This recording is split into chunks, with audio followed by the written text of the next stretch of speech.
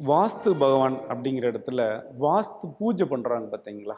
First அந்த நம்ம வந்து என்ன சொல்லுவோம், அந்த கால் போடுறதுன்னு சொல்லுவோம். அப்போது இதை வந்து சரியாக செய்கிறாங்களா அப்படின்னா, இன்னைக்கு எனக்கு தெரிஞ்சு 99% பேர் சரியாக செய்யறதில்ல. இன்னைக்கு அவசர உலகத்தில் என்ன பண்ணுறாங்க, ஒரு இன்ஜினியரை கூப்பிட்டு வர்றாங்க, ஒரு பால மரத்தை வைக்கிறாங்க, அவ்வளோதான். தண்ணியை ஊற்றுறாங்க, பாலை ஊற்றுறாங்க, அதில் ஒரு நவதானியத்தை கட்டி விட்டா இவ்வளோதான். யார் முறையாக செய்கிறாங்கிறீங்க? ஒரு வாஸ்து பகவான் இருந்தாருன்னா, அவருக்கு முறையா நம்ம கடைபிடிச்சா தானே அவரு பலன் குடுப்பாரு. நீங்க முறையாவே கடைபிடிக்கல. ஆனா வாஸ்து பகவான் நல்லது செய்யணும்னு நெனச்சா எப்படி செய்வாரு? நீங்க தெய்வத்துக்கிட்ட போய் உங்களோட வேண்டுதல்கள வந்து நீங்க முறையிட்டா தானே அவர் குடுக்க முடியும். எனக்கு எல்லாமே பண்ணிருவாரு, நான் பாட்டுக்கு இருந்துக்கிறேன்னா எந்த தெய்வங்கள் எப்படி வந்து குடுக்கும்?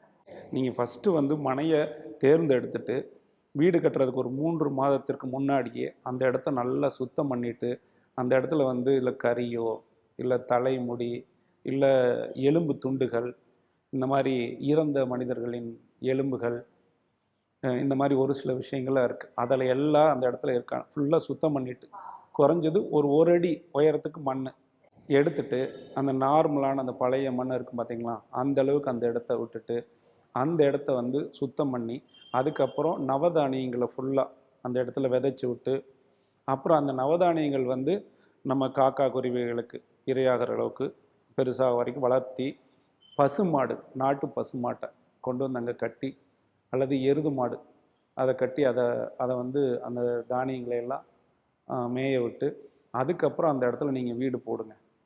ஏதாவது நீங்க சொல்ற மாரி வளர்ச்சி இல்ல, கடனு, குடும்ப பிரச்சனைன்னு ஒரு பிரச்சனை நடந்துச்சுன்னா என்கிட்ட கேளுங்க.